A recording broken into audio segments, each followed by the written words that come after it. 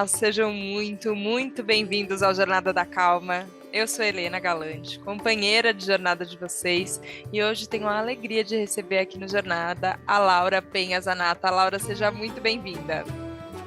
Muito obrigada, Helena. Prazer estar aqui contigo.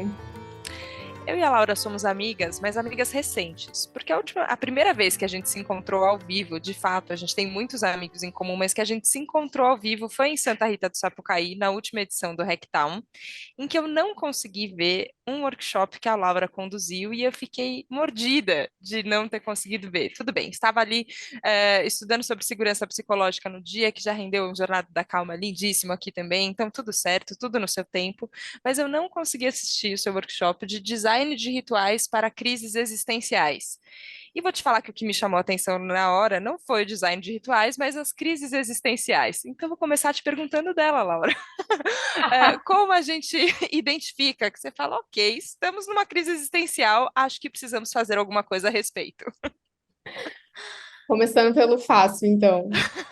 Não, é engraçado, porque quando eu mandei essa temática de ritual, eu pensei o seguinte, né? Eles colocaram meu workshop no domingo de manhã, era 9 da manhã e estava fazendo 8 graus. E eu pensei assim, e para quem já foi no Rectal, né? Eles têm atividades simultâneas, então todas muito legais e tal. Eu pensei assim, gente, se vier meia pessoa, eu vou estar no lucro. E daí, quando eu cheguei, eu me impressionei que estava lotado. Tava lotado a sala, tinha inclusive até um cachorro. E eu pensei assim, gente, o pessoal tá com crise existencial mesmo, o pessoal tá precisando desse negócio, né? Mas então, respondendo a tua pergunta, né? O que que é uma crise existencial? Se a gente for olhar no conceito, basicamente é quando você perde o seu propósito, né? Você não sabe mais exatamente o porquê que você existe, você não se identifica mais, é uma crise de identidade, na verdade, né? E daí eu imagino que os ouvintes já devem ter sentido isso em algum momento da vida. A crise existencial, ela não precisa ser sobre a vida inteira, né? Às vezes a crise existencial ela pode vir a partir do nascimento de uma criança, né? Que eu era uma pessoa que não tinha filhos, agora vou ser pai, vou ser mãe, então não tenho mais a minha identidade. Pode vir uma mudança de cidade, pode vir uma promoção até, né? Enfim, a crise existencial tem muitas facetas, assim, mas o que eu me impressionei de verdade é como tem gente em crise existencial mesmo. Acho que estamos todos um pouco assim, isso que você falou de, às vezes não é a nossa vida inteira, né? Mas tem uma mudança acontecendo e essa mudança parece que engatilha um monte de coisas e a gente não consegue lidar. E o que eu achei ali na descrição pequenininha, e como você bem falou, né? São 1 milhão de atividades simultâneas, todas maravilhosas, você tem vontade de fazer tudo. FOMO, né? O Fear of Missing Out, você vive dele no Hacktown, você gostaria de se multiplicar por 5 para poder pelo menos ver 5 coisas no mesmo horário e não consegue. Mas eu fiquei lendo ali a sua descrição, e você fala um pouquinho sobre você falava um pouquinho sobre esse desenvolvimento, eu acredito que é quase como se fosse de um conforto ou de fazer as pazes com um momento que não é simples. Porque parece que a gente quer resolver a crise existencial, né? Então, só que tem coisas isso, assim, eu virei pai, eu virei mãe, ou eu mudei de emprego, eu mudei de cidade, a coisa não vai resolver num passo de mágica, né? E acho que a ideia do ritual não é essa, mas ela passa por essa aceitação, é um pouco isso? Totalmente, porque na etimologia da palavra crise, ela não tem nenhuma conotação negativa, né?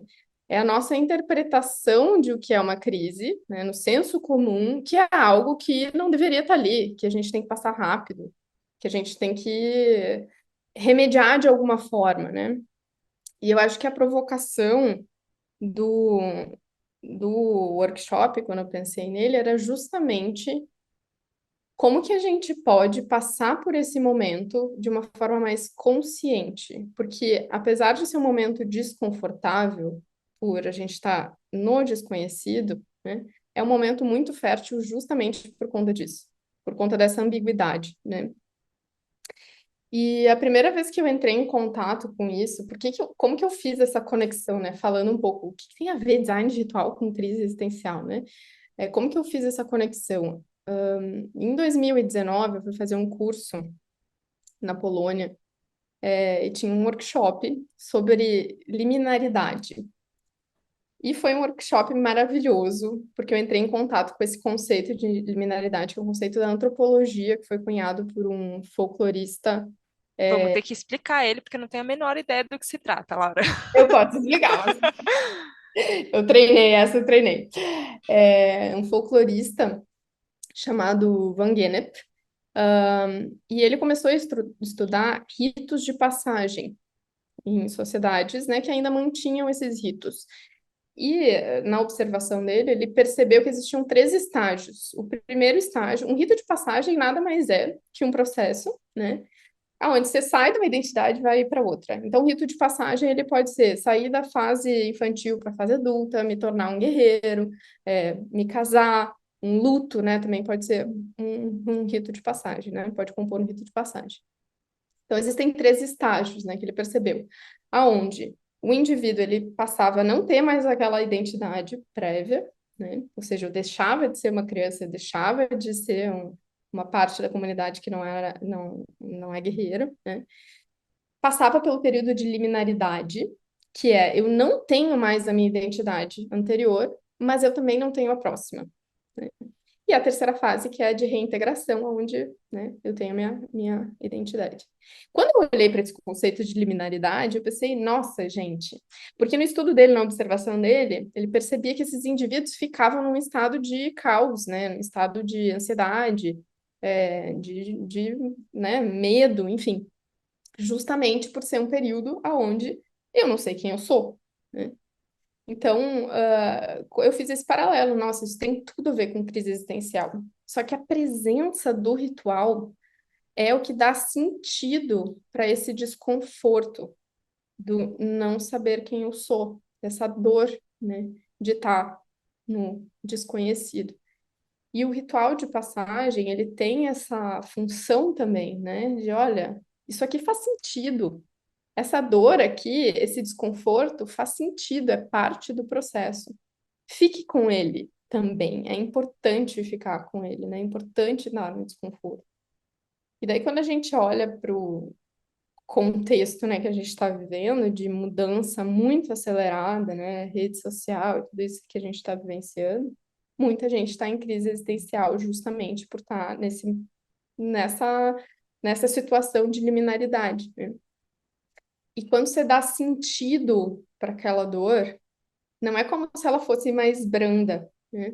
Mas ela ganhou um sentido. Então faz agora eu sentar com a dor e escutar o que que ela está querendo me dizer, né? O que tá querendo nascer, o que que tá querendo morrer aqui, né? Então o workshop ele foi um convite para resgatar essa parte nossa que a gente esqueceu, né? Porque a gente faz ritual desde que ser humano é ser humano, né? E com o desenvolvimento de tecnologias, a modernidade, né, esses rituais foram se perdendo, né? A gente foi perdendo a capacidade de enxergar valor nos rituais. Nossa, te ouvir agora parece que é um convite para fazer isso nesse momento, assim. Eu fiquei pensando que o último Jornada da Calma foi com a Lucilena Galvão, filósofa, e ela fala, assim, falou brevemente no episódio um pouco sobre os rituais, né? Sobre Uhum. é, como quando a gente está treinando ver esse o sagrado na vida, né? E como você falou, tentando dar sentido, né, para as coisas, para esse mundaréu de coisas que a gente fica vendo e experimentando aqui no mundo e a gente fica buscando esse sentido. Ela fala um pouco falou sobre um ritual da manhã, enfim. E aí, somando com isso que você falou da liminaridade, eu pensei sobre mim, assim, essa conversa com a Lucilena foi na Casa Clã, que foi um evento muito grande, assim, uma transformação muito grande que aconteceu. E a hora que eu fui postar a primeira foto depois do evento, eu falei, caraca, eu não sou mais a mesma. Isso Uhum. daqui me mudou de um jeito que eu não sou mais a mesma. Mas eu ainda não cheguei nessa parte que você falou aí desse terceiro estágio, que estamos todas reintegradas aqui, seguras, confiantes, sabemos. Não, eu sei que a coisa está diferente, eu estou entendendo que está um pouco diferente, mas ainda observando, né? Ainda tentando dar esse sentido. Então, eu queria aproveitar esse momento e também em benefício próprio, já que estamos aqui conversando, eu quero entender melhor, eu quero conseguir integrar isso melhor, imagino que os ouvintes também. Quando você está falando de ritual, Laura, o que que é um ritual? Qualquer coisa pode ser um ritual, ou um ritual parece que é isso, um livro que a gente tem que ir na biblioteca buscar 50 rituais para melhorar o seu dia, não sei. Do que você está falando? Do que a gente pode considerar quando a gente fala de ritual? Uhum. O ritual, ele é uma sequência, né, de atos que são simbólicos, ou seja, eles representam algo, né? Então, e pode ficar um pouco nebuloso essa definição, né? Porque será que escovar os dentes pode ser um ritual, né? Olha, se isso representa algo, né? Se tem uma simbologia para você, ele pode ser um ritual pessoal, né? Mas o que a gente vê que tem acontecido, e eu escutei esse episódio com a Lucilena, é um esvaziamento dos rituais, né? Do sentido dos rituais. Então, a gente vê, né, a marca X, né, criou um produto, e daí você vai lá e vive o ritual e tal. Gente, o ritual ele precisa ter significado. Então, assim, a primeira coisa, né? Você não vai dar significado para algo que você não está presente, que você não tem, sente conexão, que você está atento, né? Se você só está fazendo uma sequência de passos que não tem essa qualidade, que não tem essa conexão com o transcendental ou com o sagrado ou com algo que, né, que gera essa conexão para você, isso é pode ser chamado de hábito, pode ser uma sequência automática, né? Mas o que a gente vê é que é engraçado, né? Porque será que tomar chá pode ser um ritual? Pode ser um ritual, né? Será que a gente pode casar e não ser um ritual? Pode também. Porque quantas pessoas casam, né? E aquilo tá só uma sequência de ações, né? E, inclusive, eu acho que ela traz um exemplo de um casamento que para ela foi um stand-up, Sim. né? Então, assim, não teve. Aonde que aconteceu o casamento ali, né? Qual era a simbologia que estava por trás, né? O que estava representando o casamento ali, né? O casamento ali, de fato, não teve esse efeito transformador, né? Que o ritual tem. Então, é isso que a gente vê acontecendo, e é isso que também tem sido uma grande motivação para mim, assim, de transformar essa iniciativa que começou com um workshop num projeto maior, né, um laboratório de rituais, para que a gente consiga resgatar, né, como deixar os rituais sexys de novo. Obrigada, Mas mas como que a gente pode resgatar, né, a importância que tem ritual, porque ele é muito importante para nós já. Mas nesse processo de resgate e até de ter mais sex appeal ali pra uma coisa que talvez fique como, é meio antigo, meio ultrapassado, parece que hoje a gente não tem tempo, né, para um ritual. Parece que a coisa tem que ser mais instantânea, tem que ser. Só que quando a gente vai retomar, a gente às vezes encontra, eu sempre me debati muito com essas tradições, que aí a hora que você vai dar uma estudada na tradição, você fala, nossa, mas aqui tem um monte de coisa que eu não gosto, que eu não quero perpetuar. Eu lembro Uhum, isso, eu fiz festa de 15 anos, por exemplo. Não era uma festa tradicional, assim, de vestido de gala, e os 15 casais dançando e tal, mas era uma festa de aniversário que eu fiquei muito feliz, e foi uma festa de 15 anos, que teve ali muitas simbologias, sei lá, para mim, para minha família, para os meus amigos, e eu guardo essa memória com carinho, assim. Só que às vezes eu paro para olhar, nossa, tava assistindo Bridgerton, aquele seriado que teve, e parece que tem como se fosse uma festa de 15 anos, mas não é isso, mas uma apresentação das meninas para a sociedade, né, para a corte, que tem uma uhum, ideia ligada a isso na festa de 15 anos, que era quase para você escolher marido, assim, você fala, socorro. Não uhum, dá, gente. O mundo de hoje não é para isso uma festa. E às vezes, a hora que eu fico de cara com esses significados que são antigos e que são ultrapassados mesmo, assim, que hoje eu não consigo ver sentido, parece que Uhum, eu fujo do ritual como um todo, assim. Como é uhum. que você trabalha, Laura, pensando nesse laboratório que você tem pensado, nessa ressignificação? A hora que você olha para uma coisa e fala, tá bom, isso aqui não faz mais sentido, mas não preciso jogar o balde com o bebê dentro, pode só Uhum. jogar água suja e ficar com o bebê, sabe? Como é que faz isso? É. Bom, eu acho que existem vários tons aí, né? Quando a gente fala de ritual, a gente não precisa ir para o ritual, né, religioso especificamente, né? Então, quando a gente fala de... Porque os rituais, eles têm algo por trás, né, deles. Eles têm valores, eles são representações de muitas coisas, né? Crenças, valores, principalmente narrativas, né? E muitas vezes aquilo pode não fazer sentido, a narrativa coletiva do ritual pode não fazer sentido, mas nem por isso o ritual deixa de ser algo tão importante para nós, né, seres humanos. Quem faz uma crítica muito profunda a isso é o Byung-Chul Han, que é um filósofo sul-coreano, ele mora em Berlim atualmente, né? E ele escreveu vários livros, principalmente, vocês devem conhecer Sociedade do Cansaço, eu acho que é o livro mais famoso dele, ele é um grande crítico, né, da sociedade ocidental atual. E ele fala que escreveu um livro sobre o desaparecimento dos rituais. E o que ele fala é exatamente isso. A gente perdeu, a gente criou um ódio, praticamente, né? O ritual se tornou algo exótico, se tornou algo detestável, né? O ódio dessa forma, e principalmente o ódio a resistência, né? A constância, a estabilidade. E uma conexão que ele faz, né, muito com a nossa sociedade, ser muito focada em produzir, produzir, produzir, produzir, produzir, sem valorizar o descanso, até o descanso tem uma utilidade, porque eu vou descansar, porque depois eu posso trabalhar mais, né? O que ele fala é que a gente acabou com as redes sociais, especificamente, consumidores de emoções e consumidores de informações, e a gente está o tempo inteiro atrás de algo novo. E o ritual é exatamente o oposto disso, né? Porque o que ele fala é que essa sensação que a gente tem, principalmente com rede social, ele fala muito dos efeitos do celular, do objeto celular, né? As redes sociais tiveram da gente estar o tempo inteiro buscando coisas novas até a exaustão. Isso gera uma angústia muito grande, porque é como se as coisas não tivessem solidez, não tem mais estabilidade. E o que ele fala é a necessidade da gente conseguir ter estabilidade. É como se o ritual, ele fosse essa...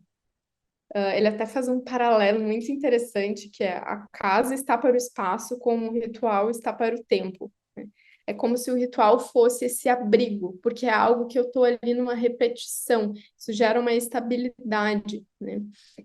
E como é danoso para o ser humano, né? Porque se a gente for para... Como é danoso para o ser humano não ter essa estabilidade, né? Então, se a gente for comparar, né, que ele fala bastante, quando a gente fala de informação, do consumo de informação, parece que aquilo é uma relação que é vazia, é uma relação aditiva, ele fala. Agora, quando a gente está falando do ritual, a gente precisa, né, como são atos simbólicos, a gente precisa do símbolo. E o símbolo, ele não é aditivo, ele é narrativo. Então, eu preciso ter uma narrativa atrás. Ele é resultado de um processo. E ele é resultado, inclusive, do momento de contemplação, que é oposto a esse frenesi de ter que produzir e estar em movimento o tempo inteiro, né? Tanto que se a gente for parar para pensar, né, o ato de contemplar, né, de gerar espaço, de gerar silêncio, o descanso, ele pode ser visto como algo demonizado numa sociedade que só valoriza consumo e produção, né? Então a crítica dele é bastante em relação a isso, né? E eu acho que o desejo de se criar um lab de rituais é justamente achar essa brechinha, né? Do tipo, a gente não precisa criar uma nova religião, né? Mas a gente pode resgatar algo que é tão importante para a gente, né? Resgatar algo que ele fala que eu acho interessantíssimo, que é resgatar o belo, resgatar o simbólico, resgatar o sagrado. Ai, que lindo isso, gente. Eu fico pensando sobre as coisas que já acontecem num outro tempo, e de um outro jeito. Inclusive Jornada da Calma aqui, sabe? Às vezes eu tenho essa impressão de uma casinha no espaço, onde eu entro e falo, olha, que tá tudo bem. E esse paralelo do ritual em relação ao tempo, eu tenho essa sensação de que o tempo suspende um pouco aqui e parece que a Uhum, gente só fica. E a gente uhum, contempla e eu consigo te ouvir com mais calma do que. E é isso, é sempre uma delícia te encontrar e conversar, mas aqui parece que a hora que a gente fala, não, agora a gente vai ter uma conversa, que essa conversa é significativa. Então você se prepara para ela de um outro jeito, a gente respira fundo antes de começar. E aí você fala, nossa, olha a qualidade que a gente ganha, né? A gente mesmo.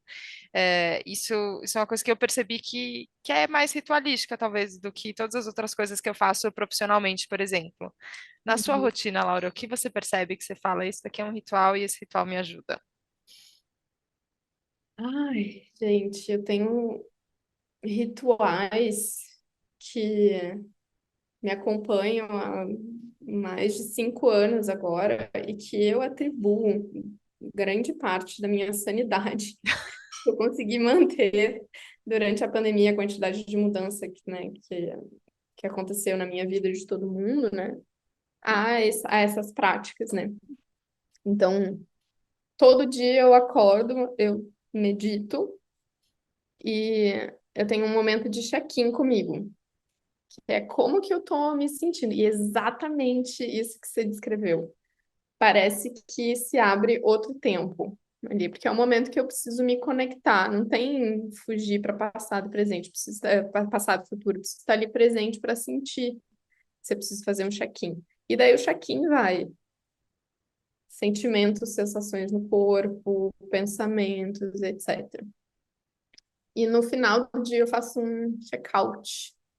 E eu vejo, faço uma retrospectiva, assim, de como que foi o dia, e eu acho que isso trouxe muita, principalmente depois que eu me tornei nômade, aonde eu transitei muito, né, em espaços diferentes, ter esse tempo que é da constância me gerou essa sensação de lar que você estava comentando, né? E é muito legal que o nome é Jornada da Calma, porque eu acho que é bem isso, assim, é quase como se fosse é como se ele estivesse advogando que a gente precisa voltar aos rituais para ter calma, sabe? Sim. Sim, eu sinto mesmo que a gente precisa, assim, eu fico com isso forte. Aí queria te perguntar também, porque a gente falou do Hacktown, desse workshop que já aconteceu, está no passado, gente, esse tempo não volta, mas vai ter uma imersão sobre, sobre rituais que vai acontecer em Santa Rita do Sapucaí daqui a pouquinho, né? Conta pra gente, Laura. Sim, então, eu me juntei com esses dois amigões, o Gus e a Joana, para fazer uma imersão em design de rituais. E em Santa Rita do Sapucaí, no interior de Minas, é onde acontece o Hacktown, porque é um lugar mágico, de verdade. Vai acontecer no dia 29 de abril até o dia 1º de maio.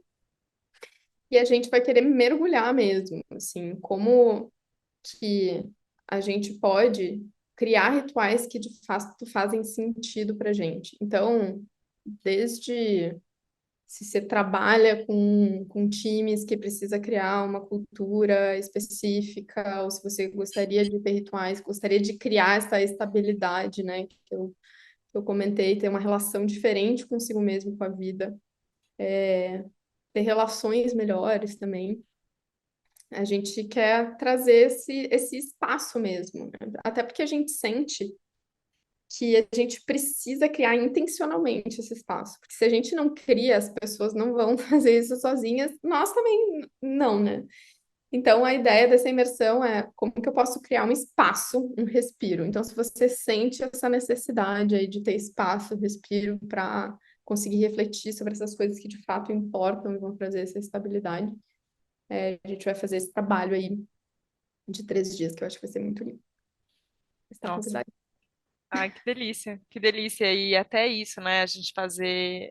Às vezes eu falo que enfim, muitos cursos, né? Assim, tenho característica curiosa, então quando eu vejo eu me apaixono, e aí eu falo, não, eu quero fazer, quero estudar, quero isso, e às vezes a gente não consegue ir a fundo, né? E essa característica de imersão às vezes é boa por isso, né? Porque a gente consegue se aprofundar um pouco mais, viver um pouco mais isso que tá acontecendo. É, mas eu acho que a gente precisa. Já estamos no final de Jornada da Calma, pois é isso. O tempo abre uma brecha e ele passa mais rápido também do que, ou mais devagar, não sei dizer. Ele se comporta de maneira diferente aqui no Jornada. Sim. Mas eu queria te perguntar sobre a possibilidade da gente fazer esse autoestudo, né? Eu acho que é isso, uma condução como a que você propõe é muito legal e acho que todo mundo deve estar bastante curioso aqui também para estudar mais formalmente isso, ritualisticamente, um estudo aprofundado. Mas quem está ouvindo, Laura, e falou, tá, eu acho que talvez eu precise de mais rituais, acho que talvez eu precise de um ritual a mais. Tem, tem uma condução que você possa fazer, uma prática para que as pessoas possam fazer essa autodescoberta do que pode funcionar para elas? Bem, vamos fazer agora, então. Esse é o meu convite. Então, vou pedir que você feche os olhos rapidinho. Não vai demorar muito, não importa onde você tá, ninguém vai notar. E entre em contato com isso que você está buscando. O que você gostaria de cultivar na sua vida? O que você gostaria de ver nascer, crescer? E agora busque tentar colocar isso num símbolo. O que representa isso para você? Não interessa as outras pessoas, para você. O que representa isso que você está buscando? Pode ser um objeto, pode ser uma música, pode ser uma palavra, uma cor, um lugar, algo que você tenha conexão.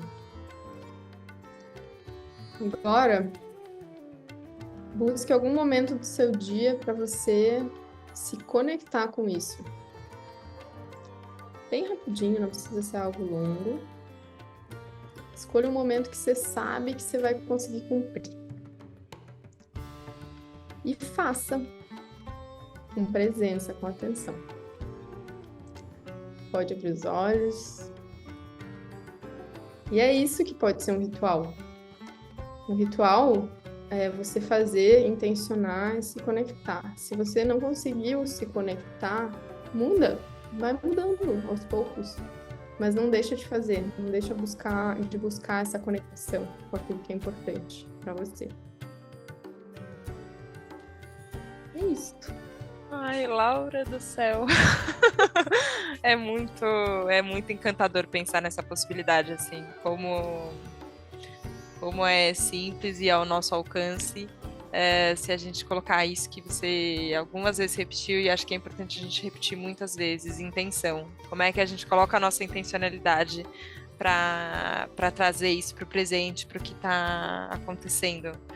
Então, queria te agradecer só muito pela presença aqui no Jornada da Calma. Que delícia, que privilégio. Obrigada mesmo.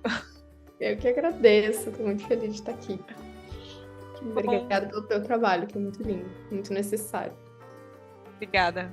obrigada mesmo, Laura. Obrigada a você que nos acompanhou hoje aqui no Jornada da Calma. Toda segunda a gente tem o nosso ritual, né? A gente começa, a gente abre uma conversa, a gente abre o coração, confia e a hora que termina acho que a gente sai muito mais preenchido. Então, obrigada. Obrigada por fazer parte dessa jornada junto com a gente. Obrigada por confiar. E na próxima segunda a gente se vê no próximo Jornada da Calma. Um beijo. Tchau, tchau.